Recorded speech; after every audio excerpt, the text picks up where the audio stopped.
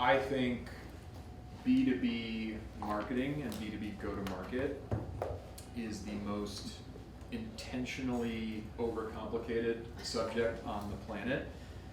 And you guys know how I feel about like this idea of simplifiers versus complicators. And so when I meet someone who's a simplifier, and when I meet a company that prides itself on simplifying a complex topic, I just get really excited.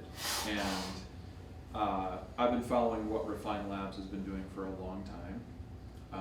I think there's a bunch of alums that I very much have on my radar for talent purposes, so Sydney will be the first of many, I'm sure. Not active employees, alumni. I'm not committing to the active employees. Yeah. People steal my teammates Yeah. all the time. But I'm at peace.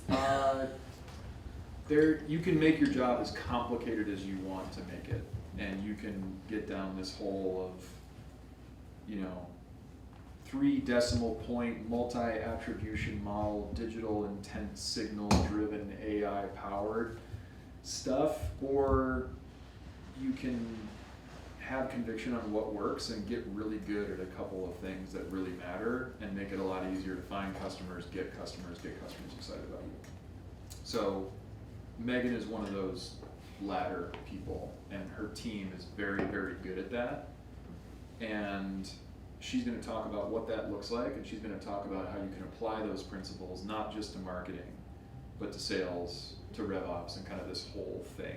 Because I think the little secret of this summit is like we kind of all have the same jobs. We're just doing it in slightly different ways. Back to my point about getting customers, keeping customers happy. So that's my intro. Sydney's had the pleasure of working with you, which I have not had. So I'm going to let her introduce you more fulsomely. But we're glad you're here. Thank you. Yeah. Basically, everyone's probably like, why is Megan here? And who is she? And how can she help my business? That's probably what everyone's thinking right now. And you're going to kind of get a long intro / answer to that question from me. But Megan is customer obsessed, top operator I've probably ever worked for, and one of the most compassionate yet fierce CEOs. And you're like, how do you be compassionate and fierce at the same time? You'll see later. But just a little bit about Megan. So she started her career in customer success. She grew to VP of customer success and eventually COO for companies like ZocDoc, Grubhub, and Planters. So in the SaaS space, she lives in New York as well. So if you're local, Allie's in New York, there's a couple other people here. Love it. But then COVID hit, and she took a shot on this wild, small, tiny marketing agency that was like 4 people. Yeah. Yeah. And the previous CEO convinced her to come basically scale and operate the business, because that's what Megan's really great at. And I remember you told me one time, why would you hire me? I'm not a marketer. Spoiler alert, she's one of the best marketers I've ever seen.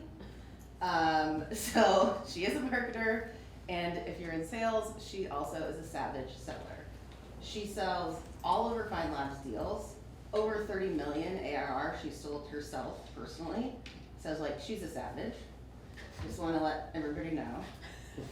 And she recently transitioned into the CEO role a few years ago and is now the majority owner of Refine Labs as well. So now she's an investor and owner. So she wears a lot of hats. I think a lot of people can learn a lot of things from her. And she's also been through the good, the bad, the ugly of that transition, I would say. And came out on the top. I think she's very honest. She pushes expectations, but she's very fair. And as a CEO and owner, she always plays the long game, which I think is similar to kind of approach that partner Rail takes, playing the long game, winning for the larger investment, acquisition strategies. So, and then here's some fun facts about Megan. Uh-oh. This is a great intro. Fun for you, man. Not fun for her. No, I'm loving every minute. I knew you. I know. Bring on the fun facts. Let's go. She's a certified scuba diver Oh yeah.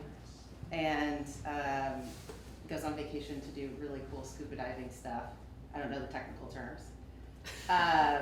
loves being on a boat. She has a boat. So with her little captain hat on and her dog on the boat and her husband. And she's basically a professional cook. She'll literally cook anything for you. And loves to sing karaoke all night at a dive bar. So that's Megan. Also true. Do you mean like a lousy bar or like where divers hang out? It's like, one I know, and y'all know how I feel about owning a boat. You want a friend who owns a boat, so make friends with Megan, don't buy it for yourself. I know. I'm in my honeymoon phase though, so I'm still loving it, but I think I'm approaching that phase. Yes, it's the happiest days are the day you buy and the day you sell. So, yeah, that's what they tell me. That's what they tell me. Well, thank you, Paul and Sydney, for the wonderful introduction. That was awesome. It's great to be here, everyone. Nice to meet you. I'm looking forward to spending some time together. I always like if these can be a little bit more of a dialogue versus me just speaking at you for an hour, hour and a half, however much time we have. And so as we go through the concepts, I'd love to pause and kind of get your feedback, your reflections, your questions, share maybe an experience that you have that reinforces or contradicts some of the things that I'm talking about. Always interested in being challenged if you guys have some good thoughts as well. Kind of what Paul mentioned, we're gonna stick to the basics. My belief is you do a handful of things really, really well in a business, and that's how you actually build a profitable, sustainable business. And so we're gonna be focusing on that today. I wanna talk a little bit about how B2B buying has changed over the last 20 years. I think one of the most important things to think about when you're defining a go-to-market strategy is putting yourself in your buyer's shoes. A lot of us feel this intuitively, but not a lot of us have named it, and I find that can be really helpful in making sure you have the context of the buyer at all times. So we're gonna talk a little bit about that concept. We're then gonna talk a little bit about some of what I think are the most important elements to a successful go-to-market strategy. Who is your ideal customer profile? And what is your company's strategic narrative or differentiated position? So we're gonna talk through those concepts, and I wanna share just a couple of practical takeaways of things you can think about in terms of validating your own ICP and your narrative and finding opportunities to clarify or bolster that for your own business. We'll then go into just my view of a go-to-market system. We'll touch on brand, demand, expand. So that's everything from awareness to pipe gen to customer success and expansion. And we'll also talk about marketing and sales alignment and measurement, how to think about measurement overall. So we should touch sales, marketing, rev ops. There's something for everyone in the presentation. So how does that sound? Should we get into it? All right, so how many of us were buying and selling software in the 90s or the early 2000s? Yeah. I'm the 80s, so. There you go. I need to add that to my chart. I call that the analog buying era. And what were we doing then? There weren't a lot of sources of information for people to self-serve. So you had cold calling, you had outbound sales, you had big trade shows and conferences and networking groups, and this was how people met each other, discovered new products and services, and ultimately made buying decisions, right, at the end of the day. And that worked super well for a really, really long time, and that's how we all bought and sold. That's how we wanted to consume information. We then kind of move into the 2010, 2015, and I call this the website era. So credit where credit's due to HubSpot. They essentially created this concept of inbound marketing, right? It was like, put all your information on a website, put a bunch of content on the internet, and people will find you, right? People are now using the internet to discover new products and services, to learn about things, to connect with companies. So this is where we begin to see essentially the sort of the birth of digital marketing, right? And it started with get your website up, think about SEO, eventually moved into paid ads on Google, et cetera, et cetera. Now we get into 2020. We have the global pandemic, and essentially overnight, we accelerate into essentially just being online, right? Every single thing is digital. And this is where we start to see the rise of social media also at play. And essentially, what are we all doing during the pandemic? We're on social media all day, right? On our phone, on our computer, even our parents, our grandparents, everyone is on social media. Maybe the channels of choice are very different, but that's how people are discovering information and finding things out. in the website era, it was like, ooh, I'm gonna, I can submit my email address and I can get this cool piece of content or this really interesting information. I'm totally gonna do that.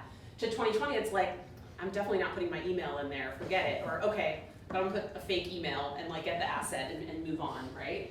So a lot of these tactics just started to lose effectiveness, right? What's really interesting is in the dark social era, we also really had, I think, the resurgence of peer recommendations. My friend uses this product, it works really well. I think I want to buy that product because I trust my friend and he knows my situation. So those recommendations from peers and word of mouth, which, spoiler alert, word of mouth has been a strategy forever and across all eras, but starts to become even more important, right? Especially when there's so much noise and you're seeing everything across all your social media channels, etc. And so now we're sort of in this new AI era. We're at the beginning of it. We're starting to see a few buying behaviors change. Oh, maybe I'll use ChatGPT or Perplexity and start discovering some things through that tool. By and large, a lot of the concepts that I just talked about in the dark social area are still active and true. But this is essentially the progression. And I don't think we know exactly where things are going to go with AI, but I think what we do know is things like people being aware that you exist, people trusting your brand or your company, and hearing about it from their peers and their friends are pretty much always going to remain important in terms of how B2B buying decisions are made, really any buying decision. So understanding this, acknowledging this, and thinking about how your strategy is acknowledging how people are buying is really, really critical. So I'll pause there. Does this resonate with anyone? Anything anybody would add? No, I would say, I think about them as layers, right? Like you're moving to the right, and you're kind of adding layers that you need to be aware of. Like you need to have some website stuff, you need to have content online. I think it's not a replacement of the tactics of the past, but it's what is necessary. The list just keeps getting larger, which speaks to the need to focus and speaks to the need of like, you need to have conviction around what the couple of things are that you want to do well. We're talking a lot about that today, so I like that that's the theme of what we're going to talk about, but it's also making it more confusing, right? It's like, okay, how do you tap into the dark social thing? How do you tap into the AI thing? All of a sudden you're trying to figure out 3, 4, 5 levers instead of 1 or 2. You just teed me up for my next point There I you wanted go. to make. I love it, Paul. So the reality is all of these types of ways that people learn about products and services and make decisions are all still somewhat valid today. But it's highly dependent on who your customer is. Are you selling into an old school oil and gas industry, and are those trade show conferences alive and well and people are attending those regularly and that's actually how decisions are made at those conferences and at the dinners and the bar later, right? Are you selling into a different segment that is spending all their time on different channels, right? So there's no right or wrong. It's okay, now that I understand the progression and the spectrum and the changes that have happened, when I think about my buyer, where do they fit in? How are they learning about products and services? How are they making relationships? How are they making buying decisions? And my strategy should be defined by that, essentially. So there's no right or wrong, and in a lot of these frameworks and these concepts that I'm sharing, the intent is to create a way to think about simplifying what you're going to focus on and what doesn't matter. Because the reality is, depending upon the buyer, any one of these types of strategies could work, or a combination of, but what you really want to answer is, where are they spending the most time and how can I be there, right? That's really the name of the game. I think about it as where's my buyer on this maturity curve, because we're in automotive, so we tend to be, a handful of years behind what B2B marketers and their buying behaviors are, but they always kind of get to the same place. So I can just look at what's happening now and then track that back a few years. Absolutely. You have an advantage. Yeah, And Megan, to that point, you talked about conferences, so this is the other thing we struggle with, and how to validate. Like NADA, at this point, is do we get good leads out of NADA? Does anybody? Probably not. But if we don't go to NADA, all we get is negativity It's a about, signal. they must be going out of business because they didn't go to NADA. We have that difficulty with a lot of our businesses, that the conferences are not really good anymore, but it's like $1 million we gotta spend because otherwise everybody will say we're going out It's of a business. signal to the market. Yeah, it's and that's a tough one, like how do we put enough in so we showed up at the show, but realize it, or how can we use that show with some new tactic to get better leads out of that show, given that we're all just showing up and drinking with the same people that are drinking with our own companies, our own existing customers. That's absolutely right, and it's less about, when you say, oh, it's not effective, maybe it's not effective at generating immediate leads that close, but it could be very effective for building credibility, driving awareness, nurturing relationships, right? And if that's the end goal, maybe I don't need to, spend $50,000 on a, sponsorship for a booth. Maybe I actually just need to show up. I need to have 10 of my team. We need to be in our branded shirts. We need to be setting meetings with people that we know will be there, taking people out to dinner, to drinks, building those relationships, showing face, because the things that we actually want to focus on is credibility, awareness, and relationships. And there's a way to do that at a much lower cost, which can be very, very effective overall, regardless of the immediate return on leads or pipeline generated within a certain time after the event. And if you know that about your buyer, it's like, well, we have to be there. Like, we have to be there. Any other comments on this? Are y'all thinking about your buyer and thinking about, good, that's good, that's the goal.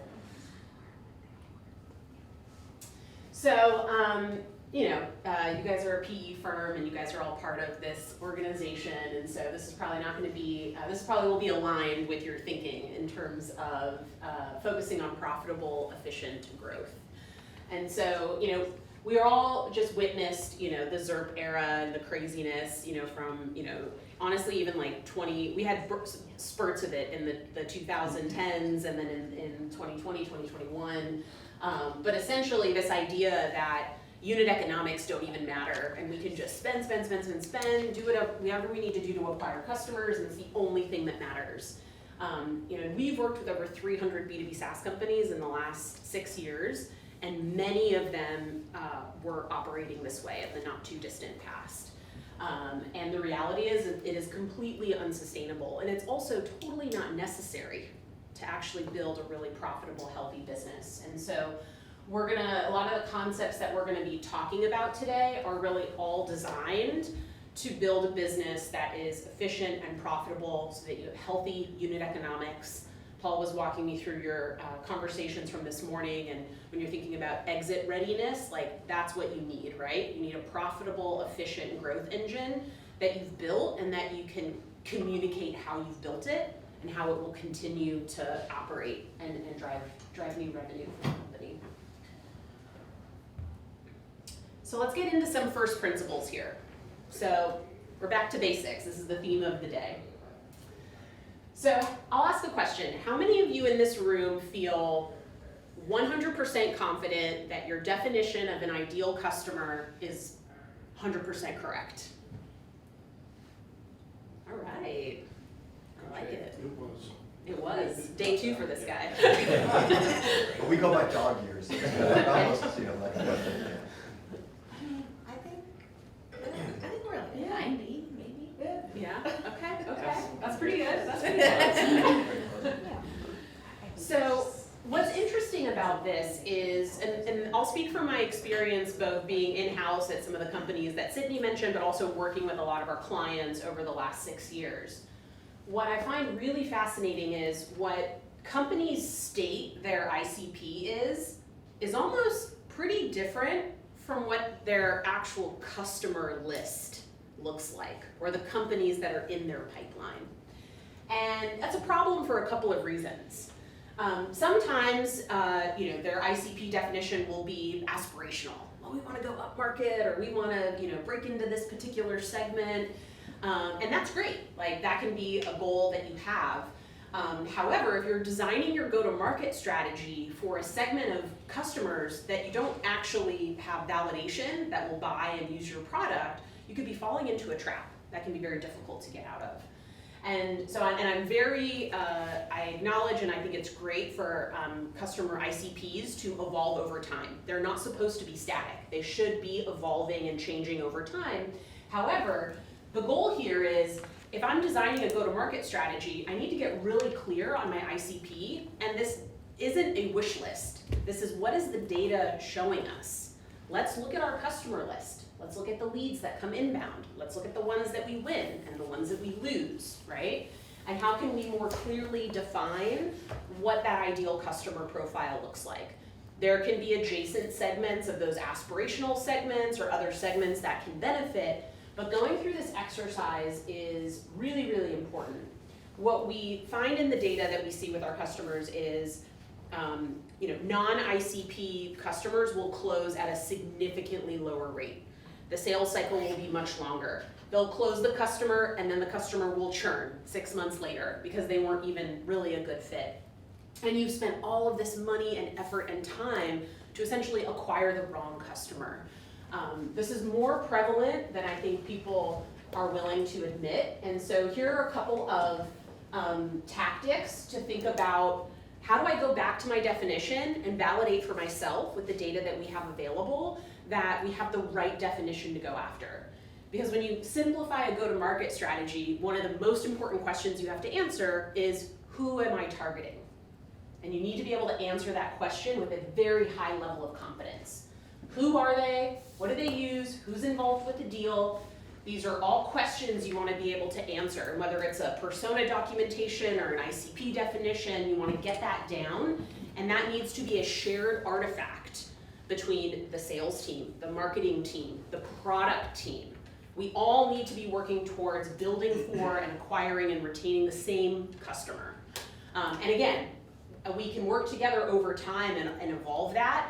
We had that evolution at Refine Labs. When we first got started, only small startups would hire us. We couldn't get business anywhere else. And so we hired a lot of small startups and we worked with them. We built a reputation over time.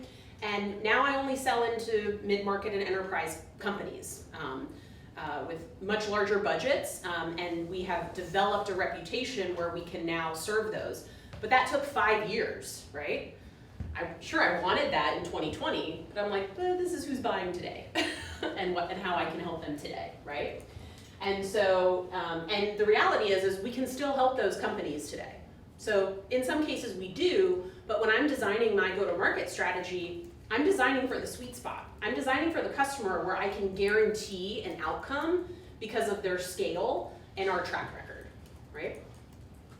Can you talk a little bit more about how you evolved that ICP and how you thought about now's the right time, these are some things that we want to go do to get to that next level? Yeah, it's a great question.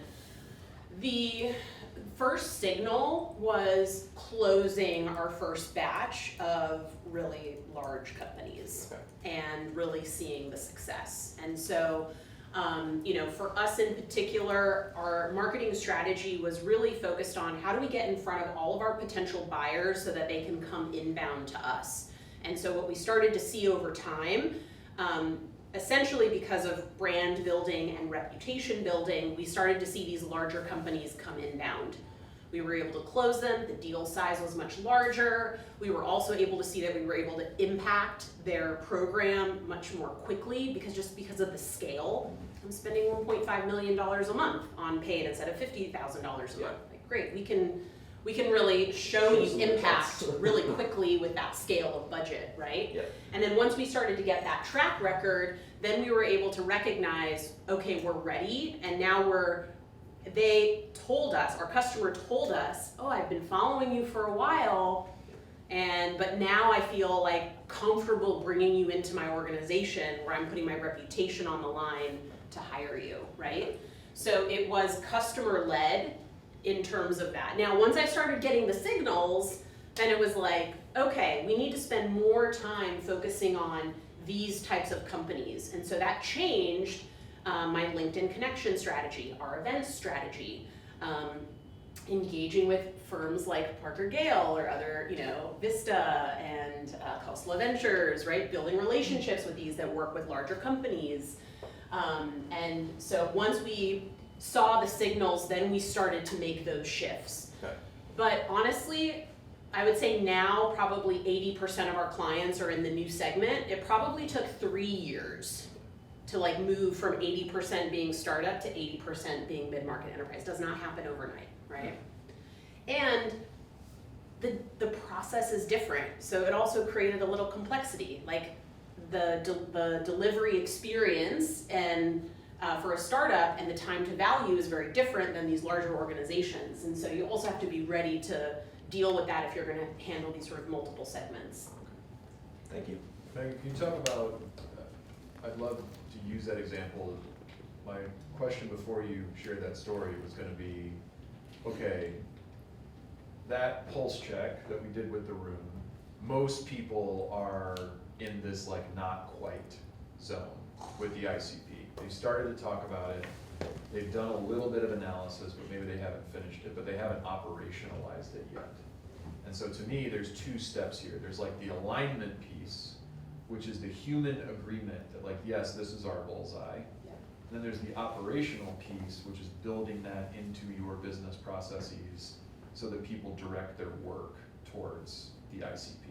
And they're 2 different things. I think a lot of companies stop at the alignment stage and they don't get to the operationalization. Does somebody help me with that? You know what I'm saying? Yeah. So talk about that, like, you finished the alignment and now we operationalized it. What did that look like for you guys, and what is your recommendation to the people in this room? Yep. So they can think about like, hey, the work's not done until we do X, Y, Z. What's X, Y, Z? Yep. And I think I saw a LinkedIn post of Sydney's on this topic, so I might tag her in a minute. Yeah. Honestly, the most simple and straightforward thing to do is make a list. Make a list of your target accounts. And give the list to sales, and give the list to marketing, and give it to product, give the list to everybody. It's hard to make the list. There are ways that you can use tools and different, firmographic criteria to filter things down, but there's absolutely manual involvement in the list. And so when we decided to make this shift, we made the list. And what am I still doing today? I even did it at LaGuardia this morning, sending 10 connection requests on LinkedIn to the people on my list so they can see my content and then decide they want to hire Refine Labs, right? So this is going into the long game, and it's just doing the simple things really, really well. And Sydney, I think, am I mistaken? Didn't you spend some time like putting a target account list together? Oh, yeah, she did. Natalie did too. Oh. Yeah, it's the CapDB. Which stands for? Yeah. What is, I don't even know what This it is a test. now I'm feeling. Customer and prospect. Database. There you go. Database, sorry, thank you. Failed that one. But it's actually one of the previous customers that I worked with, Venna, operated and implemented CapDB top down from their Vista back, so, yeah. But it was like pushed on them, and it was like integrated into like all of their campaigns, and it got so overcomplicated, and it was basically like a disaster. And so when we had the same approach, it was like, how do we operationalize it in a much simpler way, and how do we just start marketing, going down the list, sales attacking it. And then we're right now in the process, well, also Open Brand has a strategic advantage because we're a data company, so who we could sell to is who we have data on. So it's the alignment was much faster and easier than any other like company I've had experience working with. But we're in the process now of actually expanding that list, and we've actually 4x'd that list. Nice. It was like 680, now we're almost at 3,000, because the product, and we re-ran our data. We have some new product releases, the product's more integrated. We did a much better approach at going back to the list and validating the brands. And, I spent about 10 hours one weekend manually going through each domain and clicking it and validating that the data and the domain is mapped correctly. So did a lot of other people on the team, so it's not just me. Like, that's the like crappy, shitty, ugly work, but it makes the HubSpot and Salesforce experience so much better. Yep. So I will say, guys, like, there's a couple things that we're gonna talk about today. I've seen the presentation. There's a couple things where just getting started is the magic, and just like putting lines in the water and starting to do the things is where the benefit comes from. This is not that. The benefit from this comes from finishing the job. And the last mile of finishing the job, which is why I asked the question about how you operationalize it, is what you are talking about. Yep. It is getting to a slide in the board deck. I remember this slide, I remember this moment. There's a bar chart from 6 or 9 months ago. This is the list. There's 20 companies in this tier, there's 40 companies in this tier, there's 50 companies in tier 3. You have a workable list when you can print out the list and not before. And what I noticed is when we got to that point, when you finished the list and you cut off the bottom of it and you printed it out and you put it in the board deck, that is the moment our pipeline creation started to take off, because we started to focus on the people on that list and blanketed them with a bunch of really, really helpful stuff, and not before. So as you think about this as a concept, there's some go-to-market stuff where the magic is just getting it going. This is one where you have to finish the job, and the last mile of finishing the job is tiring, it's annoying, it's labor intensive, it's manual, and it is so easy to not finish the job.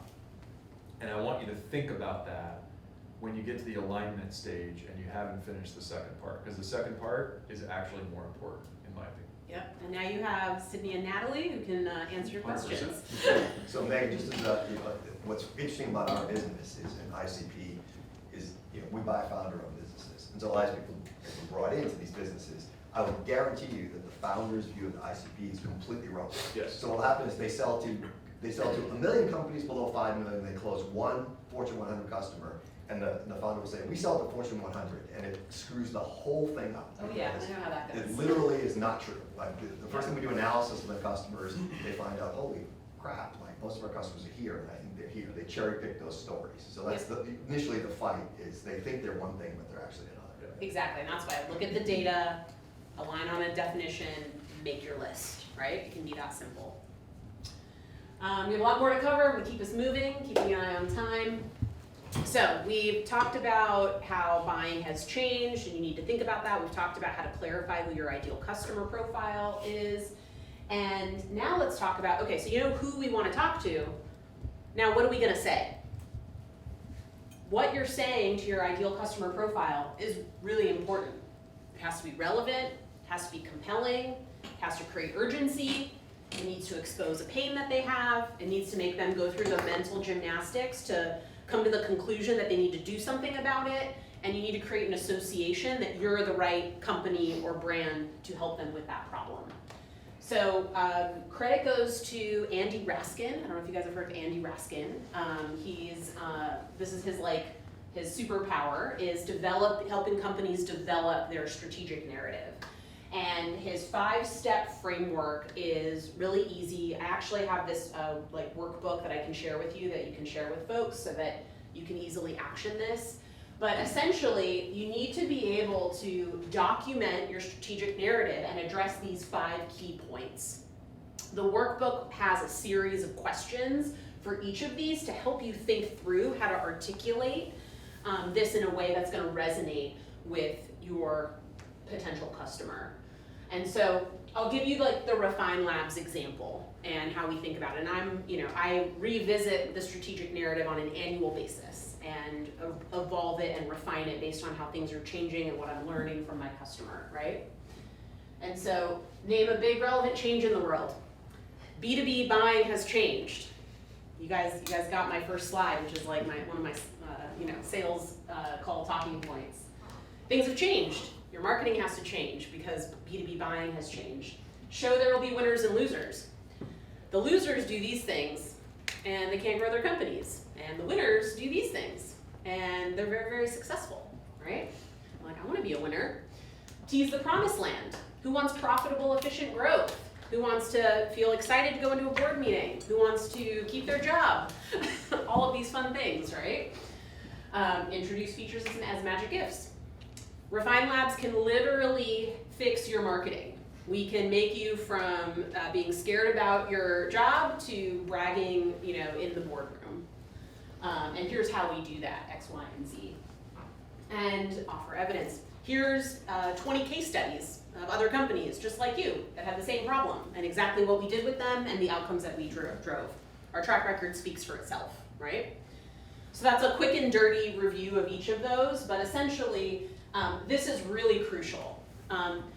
A lot of people do not have differentiated or compelling positioning or strategic narratives. No. Who in the room feels like theirs is amazing? Not one? I think yours is way better than it was. Yeah, so I'm always like, it could be so much better. Continuous improvement, I love it. Yeah, but it's no different than real life. Most people suck at telling a good story. So you've sat and heard somebody tell a story and you're like, where is this going? And then you've heard somebody who's really good at telling a story and you're like, I'll listen to this person telling the story because it's really compelling and it hits all these things. It's all these points, It's just yeah. typical hero's journey stuff, right? Yep. It's like, what's the problem? It's just Star Wars, right? You get a quick introduction, then you have to go through the training camp, then you get to the promised land, and you bring it all back together. And I think people buy off stories. People don't buy on features and functions or price. Nobody's ever bought a piece of software. We've never bought a company. We've never sold a company without a really compelling story. It's and so they true. make the numbers work if they believe the story. It's so true. Shout out to Steph, because our podcast is in the hero's journey framework. Yeah. People love the podcast. Hey, Devin, I am your father. Yeah. I'm with you. It's father and son. I will cut off my hand. The takeaways here is, because we have some more concepts I want to get into, I'm going to send you the workbook. You have to do the workbook, and you should really consider involving your CEO in the process. The CEO has to back the company story. Many people will say the strategic narrative is the company strategy, right? And how you articulate it. You answer all of the questions, you convert that into a narrative format, 1, 2, 3 pages max, and then you share the strategic narrative artifact with product and marketing and sales. You look at your website. Is the website reflective of the strategic narrative? Is our sales outreach reflective of the strategic narrative? Is our LinkedIn ads reflective of the strategic narrative, right? Audit everything that you're doing and make the changes that are necessary so you are telling the same story to your market across every possible touch point. That's what you want to do, and And Andy Raskin will not take you on as a client. He's a good follow on LinkedIn. Yeah. He will not take you as a client unless the CEO hires him. He's like, I don't get hired by marketing, I don't get hired by sales, I get hired by the CEO. No offense to you guys, but he's like, if it's not from the top down, it will not work. It will Correct. not hold, it will not stick, it doesn't work. But everyone in this room, you can be the facilitator Yes. and the influencer. You can do a first pass at answering the questions. You can get the right people in the room. You can facilitate a workshop. You can get people on board. It actually gets really exciting, and then it becomes a really crystal clear story that everyone should be telling. You need the CEO to talk about this stuff in the all hands and your internal meetings, all of your external. So this becomes the goal, and what I'm trying to show you is you begin to create these artifacts that really bring true alignment across the organization so that you're building the system and everyone is working towards the same goal. I'm going to keep moving. Any final questions or comments on strategic narrative? Okay, this is fun. It rhymes. That's easy to remember. I didn't invent this either. This is just basic go-to-market 101, right? We like simple things. So, we know who our customer is. We know what we're going to tell them. We understand where they are in like the B2B buying maturity model and how to reach them. Now we need to design a go-to-market strategy. You want to think about it across these 3 pillars. And you really should have strategies and tactics that are mapped back to each of these independently. They are all equally important. Can anyone guess which one of these is typically over invested in? It's brand. Brand. 100%. I would say demand. No, it's demand. In ours, we would say, in ours is the opposite is, we have trouble with brand because everybody wants to help us with brand. Starts at $2 million, we're gonna help brand you. We're not Coca-Cola, right? So I think brand is often misunderstood in our market. I agree, and people interpret it as like the Department of Shapes and Colors, not the. Which is not what not that is, the yeah. collective impression that you are creating out in the market. Right? Yep. Most, when I look at a lot of marketing budgets, again, and this is sort of, mid-market enterprise, some startup, B2B SaaS, by far, probably 80% of the go-to-market budget is for demand. And a very small percentage is allocated to brand. And what's really interesting is most marketing and sales professionals totally ignore everything that happens after they're a customer. They don't care. But how do you build a successful business? You get customers, you keep customers. You retain, you expand, you renew. Sydney mentioned my background is customer success. I spent the first 12 years of my career in account management and customer success. And the reality was, I always had the biggest number to hit. Right? It's super important. So even if it's not your direct mandate, how are you working with your counterparts and your colleagues and the rest of the company to make sure that this is being given the attention that it needs? So a quick definition, brand is not, Coca-Cola wants a new logo. Brand is how buyers experience your company. This is getting on the day one consideration set list. You want to do your marketing so well that when your ideal customer has a problem and you can provide a solution, that they literally think of your brand before they go to Google. If you've done your job well in brand marketing, that's what happens, and you're successful. We've been, I was on 2 sales calls yesterday, and 2 people said, I have been following your guys' stuff since 2020, and I haven't been in a position where it made sense to bring you in. And I just got this new job. I realized what a mess our marketing was, and I was like, I can hire Refine Labs. They can fix my marketing. 6 years, 5 years, right? But that's what you want. Like that's what you want to cultivate and create. When I say demand here, this is really about how are we building the engine to generate pipeline? How are we driving inbound conversions? How are we converting those to meetings? How are we helping sales close those meetings into opportunities and customers, right? That's the demand element. Lots of marketing and sales collaboration required here to be successful. And then expand is everything post-sale. And what's really interesting is a lot of people think, that's customer success's problem, that's account management problem. The reality is there's a lot of opportunity to look at that through the lens of a go-to-market operator, right? One of our clients is Notion. Everyone and their mom uses Notion, and they all work at companies. I'm like, we can digitally market to all of your users about your B2B enterprise offering, right? Let's not just try to get net new people to sign up, right? We can get a lot of people that are already customers of Notion to pay Notion a whole lot more money if they upgrade to a totally different service layer, right? We work with a company called Blackline. They have 8 different products, and the average customer uses 1. Does that sound familiar to anybody? What if your average customer used 4 instead of 1? Because they don't know what other 7 products you Correct. have. And maybe you can hit your number just that way, not even acquiring another customer, right? And so there's so many opportunities that people don't think about because it's like, well, they're a customer, not my problem, net new only. And so I hope my takeaway here is I hope you see these 3 components in a new light. And the reality is each strategy is very different across these, but all 3 are important. Can I make one point on this Yeah. page, Megan? So this stuff all goes together, right?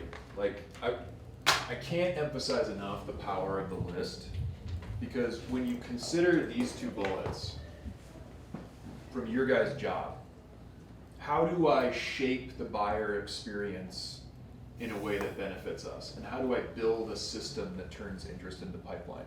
That sounds like intimidating work. Here's what makes that less intimidating. Having a list of a couple hundred companies that you make a commitment to talk to and make a great first impression with. And then tracking how many conversations come out of that. That is step one for these two bullets. And so something really big and really complicated just got a lot less intimidating if you have this list.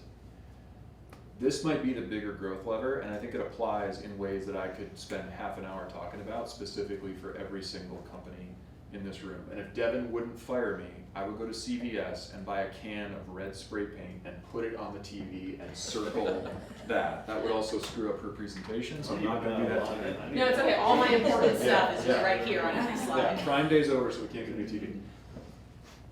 Everybody has an embarrassing statistic in this room. Everybody has a metric that looks like we have X products and our average customer knows about or has Y numbers of that. It is a very small fraction. And so new logos are great. Outbound is important to get right. Talking to the market is important. There are, for most of you, hundreds of customers and hundreds of people who already pay you an invoice every quarter, every year, that have no idea what else is on the menu. And so don't be surprised in upcoming board meetings, in upcoming caffeine-fueled one-on-one chats, and everything in between, if I don't want to talk about this. Because if times get tough in the economy, or shit gets weird, the easiest place to go is right here. And we are not doing enough of it across the portfolio. And I want you to see that as an opportunity more than a challenge. It is a huge opportunity for everybody in this room. This also drives new customers as well. Referrals, getting case studies.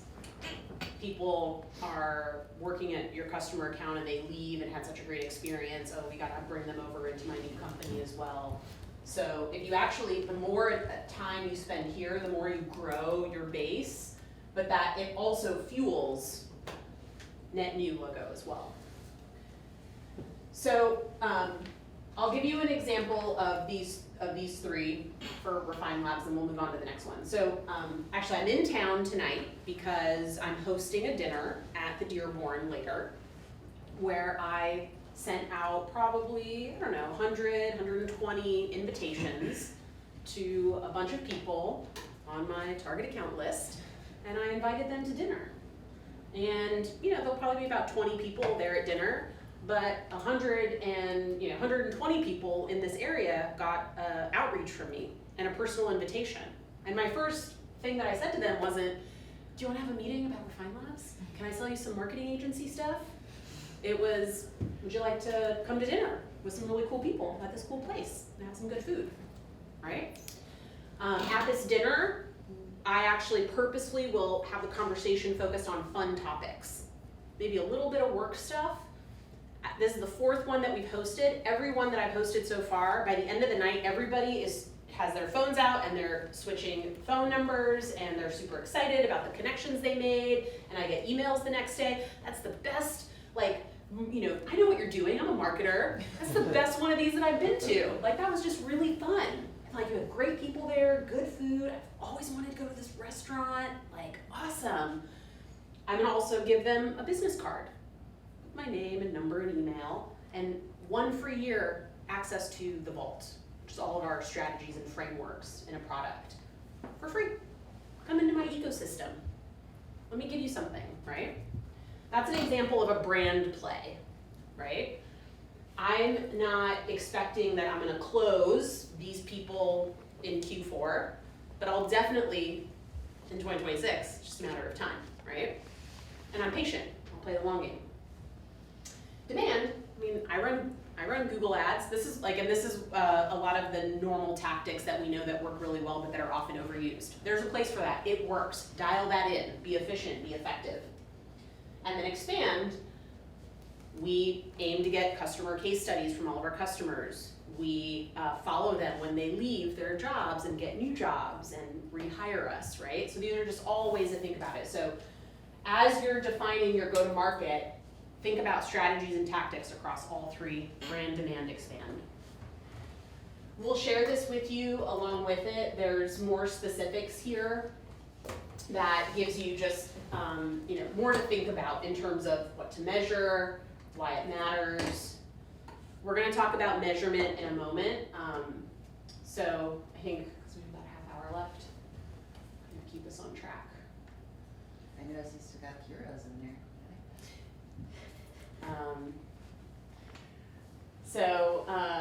You wanna define hero for the room? It's a high intent revenue opportunity, which means that it closes at greater than 25% win rate on a trailing 12-month look back, TTM. Redemption. Yeah, I failed the first one, but I got this one. So Gold star. what's an example of a hero? Is that just an ICP lead that you're more excited about than average, a hand raiser, some In this combination of two? consistent stage where we know it's going to close. Got it. So like, for us, it would be like capabilities, right? So we know if it's a target account and it hits capability, that's it's a tighter definition of qualified pipeline, which is like loosey-goosey, depending on who you ask. And you can like automate date, stamps, stages, all around that, because like it'll change. Your hero definition will change depending on segment, depending on how they come in. Like, they can get, Does that relate to CAP score too? So are those all your A's and B's or fit score or? No, look at it kind of globally versus like by tier. But then you can say, like, so if someone says, oh, we have hero opportunity, like Natalie can commit that 25% is gonna hit revenue bookings within X period of time. And the X period of time is then looked at depending on maybe the tier or the segment, because the sales cycle is gonna be much different for HP versus like, a smaller brand, like, I don't know, we don't really work with a ton of small brands, but like someone that just wants a mind share product, right? So. Forecast predictability is the goal with this measurement component. And so how are we working with our sales and finance counterparts, right? Marketing, sales, and finance. Everyone wants predictable, profitable, efficient growth, right? And so are we able to actually use our systems of measurement to create these shared definitions that will reliably behave in the way that we expect? And that's huge, especially for a PE firm. They love that. Guilty. Yep. We'll spend a little bit of time on measurement. And actually, I gave the vault example. I can leave you guys with my business card, and you have them. Oh, so we can give you guys free access to the vault, which has all of these different products in. You can hire me later. All right, let's talk about alignment. So before we get into it, does anyone want to share maybe challenges with marketing and sales alignment, or any success stories? Natalie and Sydney, are you guys are so aligned at Open Brand with sales? Yeah. Actually, Yeah.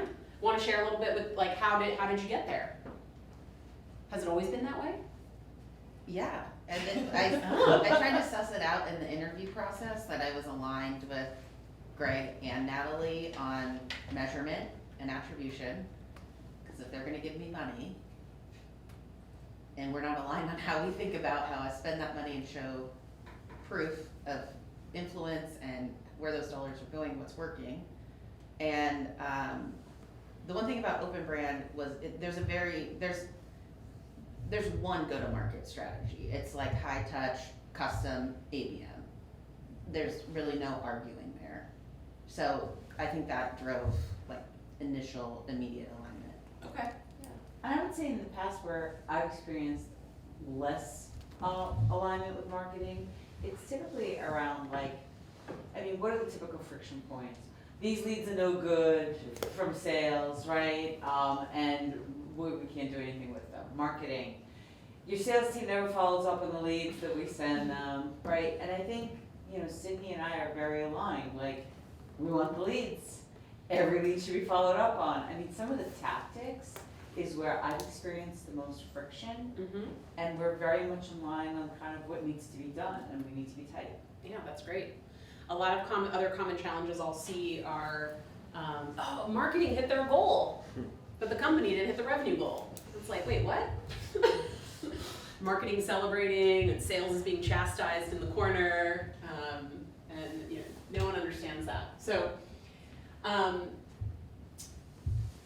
in the spirit of keeping it simple, what I found in witnessing and being a part of lots of different challenges between these functions, that these are the three most important things to drive the type of alignment and collaboration that you want. So one is common goals. Goals and incentives must be aligned.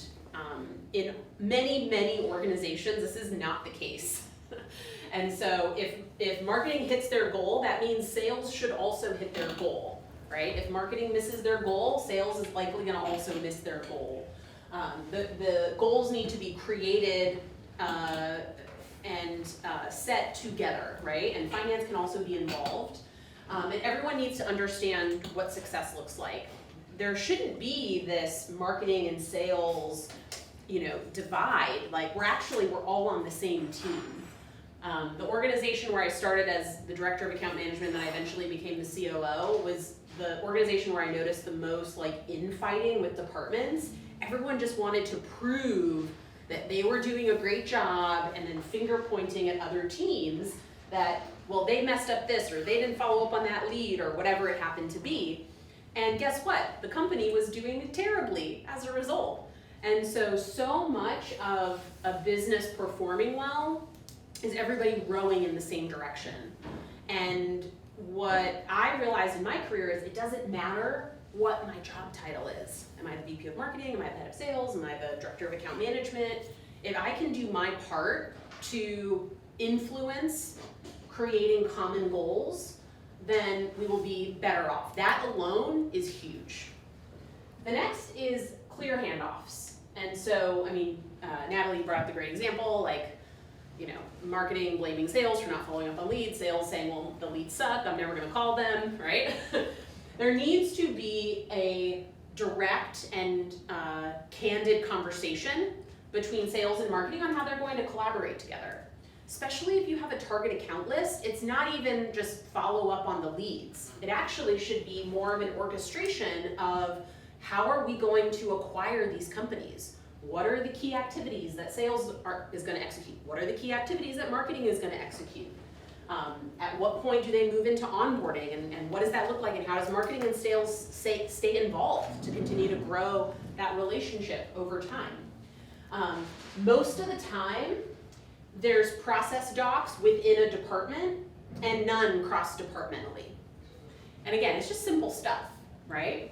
But if you fix the goals, you define and document the handoffs. I'm a huge fan of documentation. Sydney knows. Like if it's not in a Google Doc, it doesn't exist. Put it in a Google Doc.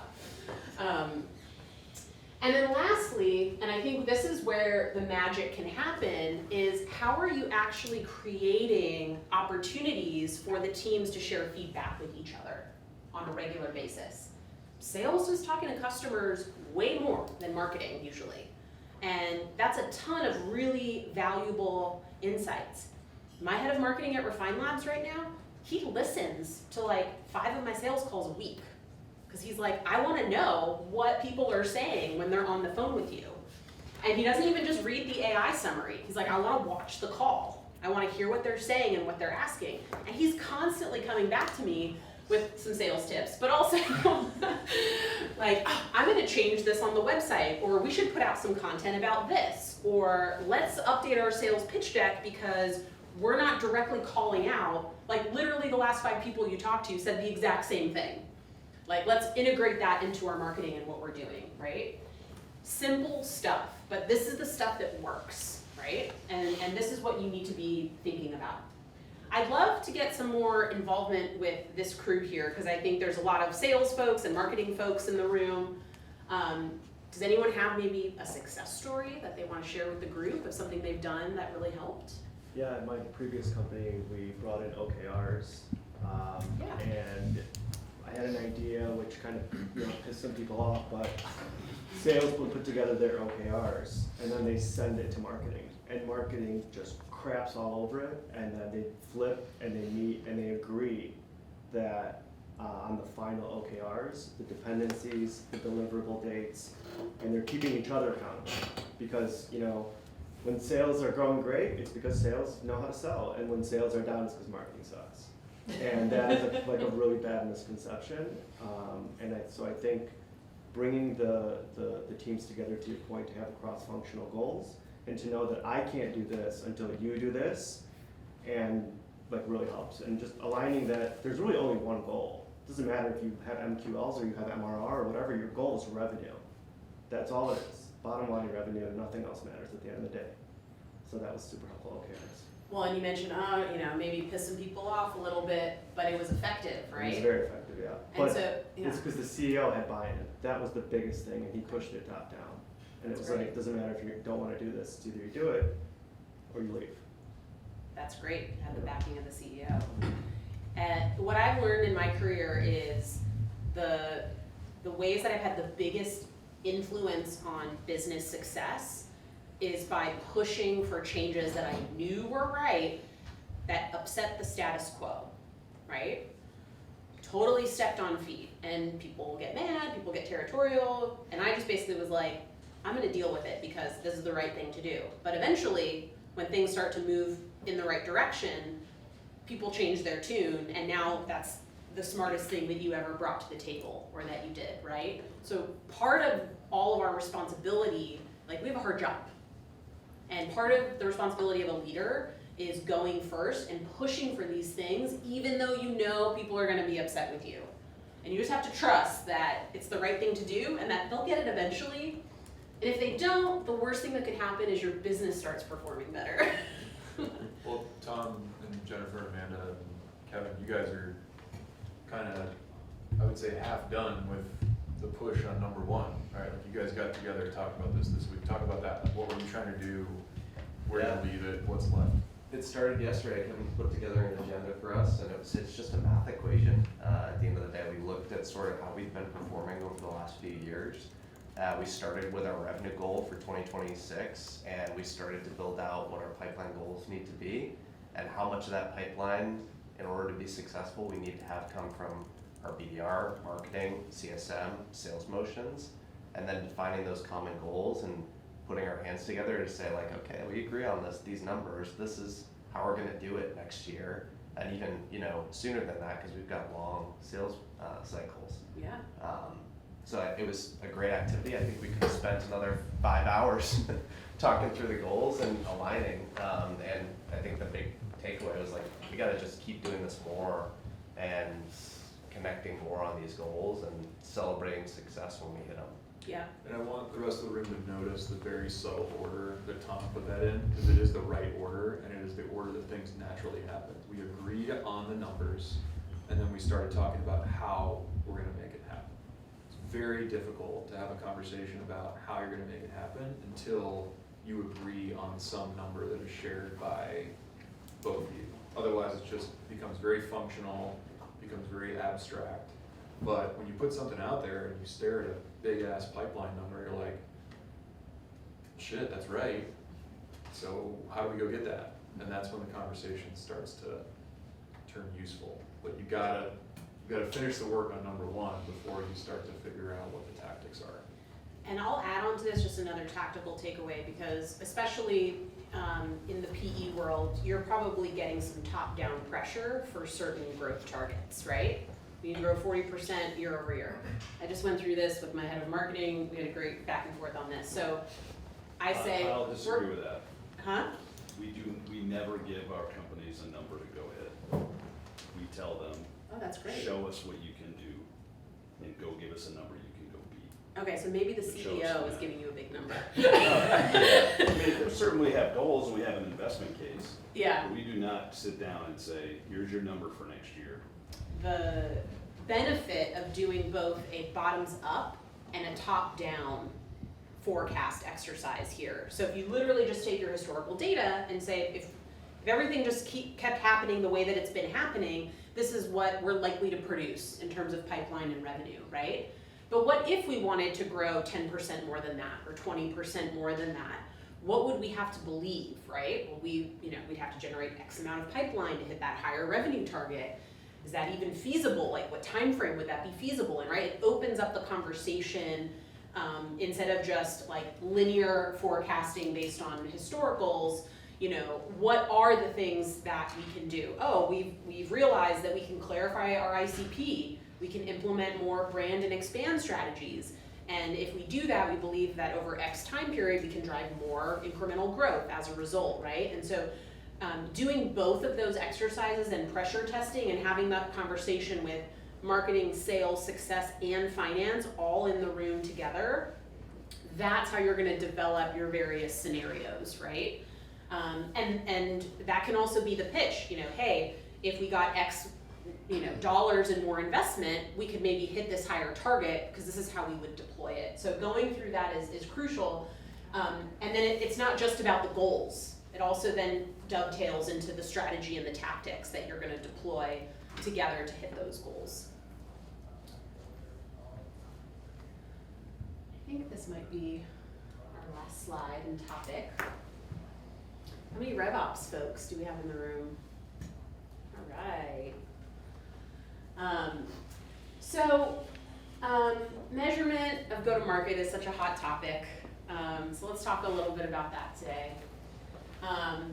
In general, and Paul was sort of mentioning this in his intro, in general, I don't view like attribution as the be-all, end-all of measurement, right? But it is a good input.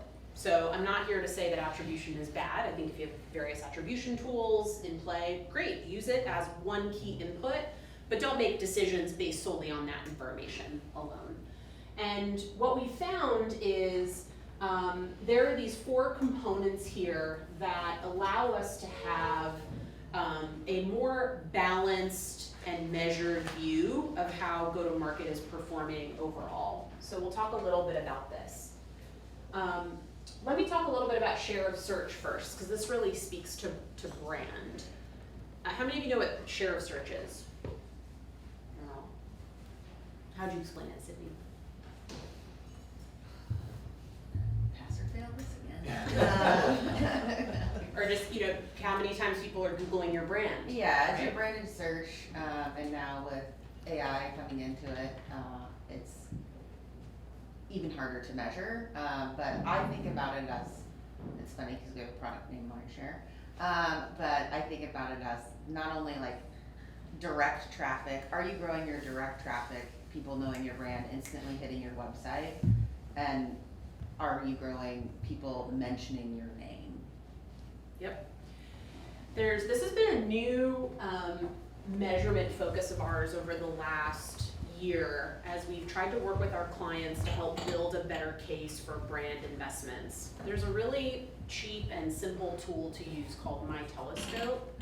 It essentially aggregates all of the data within Google, and you can input your brand and the competitors in your category, and it's going to give you a baseline of essentially your standing relative to your competitive set in your category, of how often your brand is being searched relative to your competitors. So number one, this is really important to know if you're a marketer. You want to know your position in the market, right? And not only your position, but your position relative to your competitors. And then you want to look at this data over time. Who has grown their share of search? Where has it dropped off?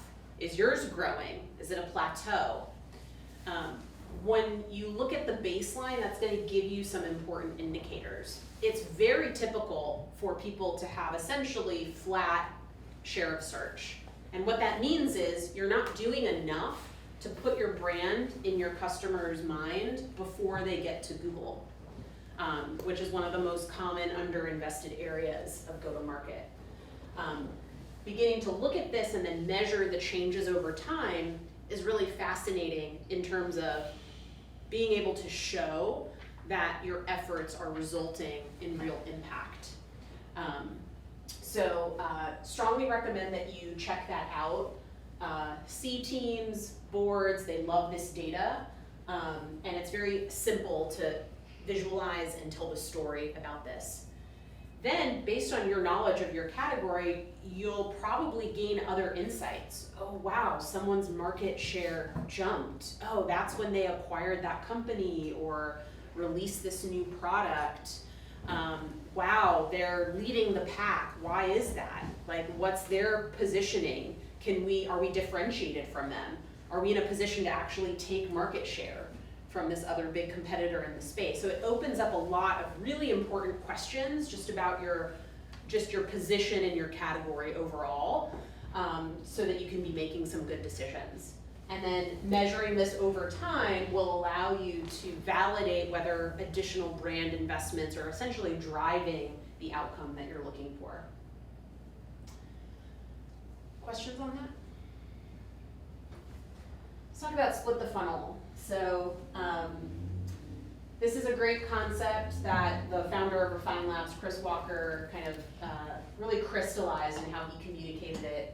Sydney, you've probably done like 1 million split the funnel analyses. The goal here is not all leads are created equal, right? So when you're looking at all of your leads across different sources, it can be really interesting to actually build your funnel by each pipeline source and understand what those dynamics are. It doesn't necessarily mean that you cut off all these programs that generated 3,000 leads but only 36 customers, but you might say, wow, this conversion rate is a lot healthier. How can we be making decisions to drive more high intent sources, or how can we invest more in programs that are going to result in these more high intent leads that are coming into us that we know close at a significantly higher rate. The other benefit of that, going back to the documentation point, is when you do this, you will notice exactly what you laid out, which is the yield is way higher for the high intent sources, and so handling them with care, speed to lead, speed to lead, speed to lead, is really important. And this can crystallize things for people. So rather than berating the sales team, like, please follow up, showing them the data is a very powerful tactic to make the point that, like, hey, pipeline falls out of this at a much higher rate if we're doing the right things. Let's talk about what the right things are. Yep. And distinguishing between the ones that need the same day, next day outreach, and then ones that maybe are not that hot, right? They can be treated differently. Validate sales, like, okay, you're right. I did give you a bunch of email addresses, and nobody really wanted to buy our thing. And as a team, should we be engaging with those people differently and not just, hey, you want to have a meeting, hey, you want to have a meeting, hey, you want to have a meeting, right? So while we do the split the funnel, what is interesting is we also think it's really important to look at your blended funnel, your blended inbound funnel in total. And this is where I think I kind of stray away from direct attribution and things being perfectly measured. Overall, if your blended funnel is improving over time, you are doing things correctly, right? If it is not improving, declining, plateauing, something is wrong and things need to be reassessed and reevaluated, right? So you want to look at the full picture and you want to see the trend. You want to dig into the details by pipeline source and understand what the differences are and have that impact how you action on these things. In terms of pipeline sources,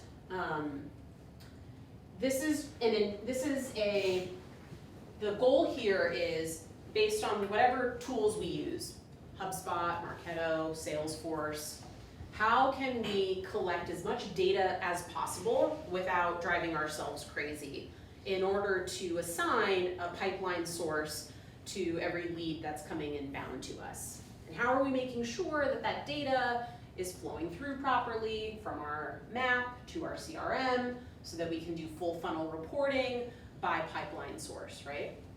Doesn't mean that, again, that's the only data point that you should be looking at. Marketing cannot be measured perfectly, and that's not really the goal here.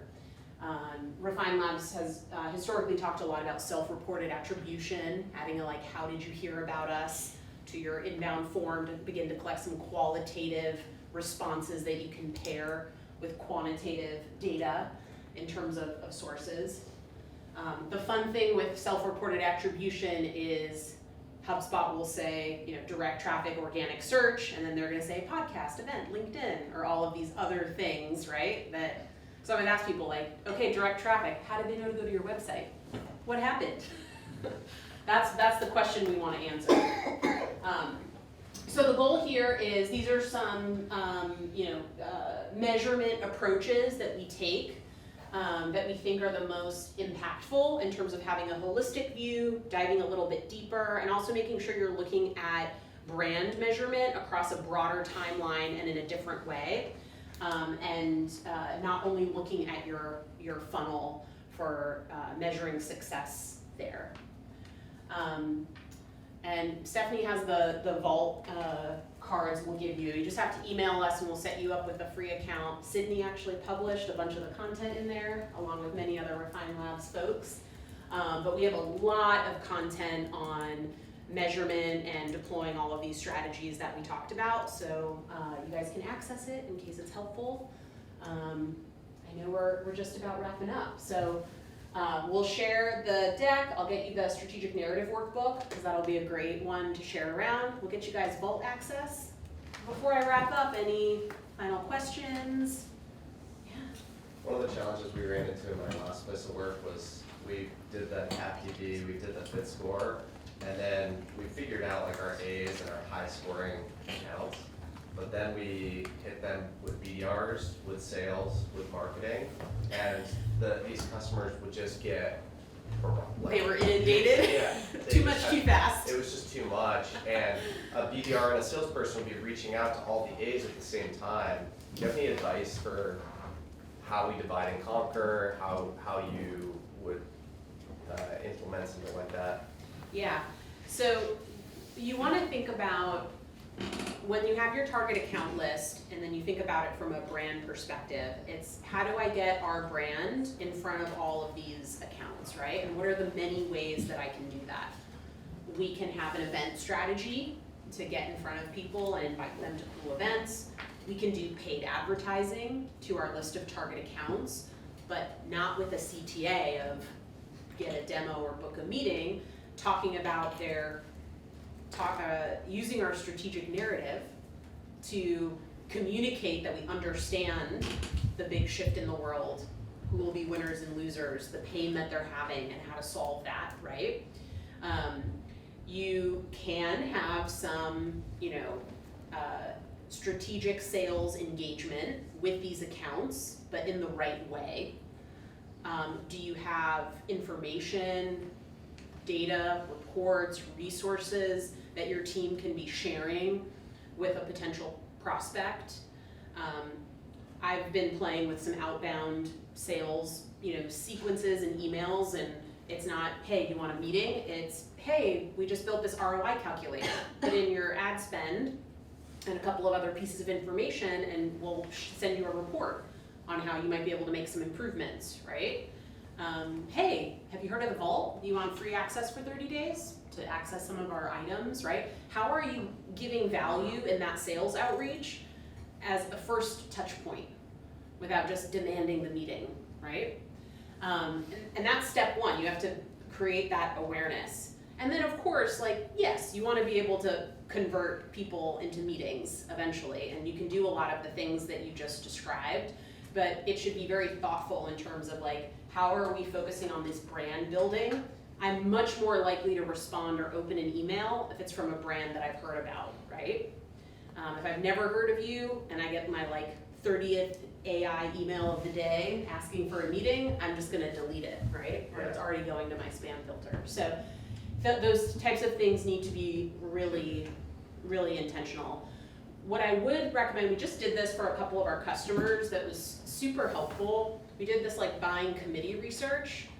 Just get like 10 potential customers or people that said no in your sales process and ask them basically everything that happened leading up to them making a decision. We did this for Blackline, the client that I mentioned, and what was so interesting was we got some really good insights. They thought their Gartner quadrant thing was like, that's why people buy from us, and nobody that bought from them like ever mentioned it, right? They also had someone say that when a finance expert came on the call, the sales call, they decided that they were gonna purchase that because they were displaying subject matter expertise of the product. And they literally made that one change and started closing way more deals as a result, right? So some of it is gonna be so dependent on your space and your customers, go ask them. And I'm like, literally you can just ask 10 of them. This doesn't need to be some like large scale research project, right? It can be super simple in that way. It was a little all over the place, but hopefully gave you a few little nuggets to take away. That was great. And the aha too is like, we agree on the number, and then we also agree on the approach too, like the outbound, so like, I think that's exciting. And there's ways to do outbound that are value add. Sure. My event invite, like I knew 120 people weren't coming to this event, but like they now have an association of like, oh, Megan, the CEO of Refine Labs, invited me to this cool dinner. And like that's fine, right? And then eventually I'll do something else and then something else. But and that for me it's very intentional because I'm like, I don't want anyone to ever have this impression that I am pushing them to hire us, right? I want them to believe that I bring all of the best marketers together, that they want to be in our, ecosystem, that type of thing. It was great to spend time together. Thanks for having me, Paul. Yeah, thank you. I appreciate your So I'm absolutely sure one thing is going to happen. People are going to want to see more of your stuff, and people are going to want to hear more about how Refine Labs thinks and the stuff you guys do. Where is the best place for everyone in the room to see that? LinkedIn is the best place. You can find me on LinkedIn, my email, website, and then when you get into the vault, there's a ton of really great resources. And again, we'll get you guys free access if you want it. Awesome. Thanks for coming and thanks for that. Thank you.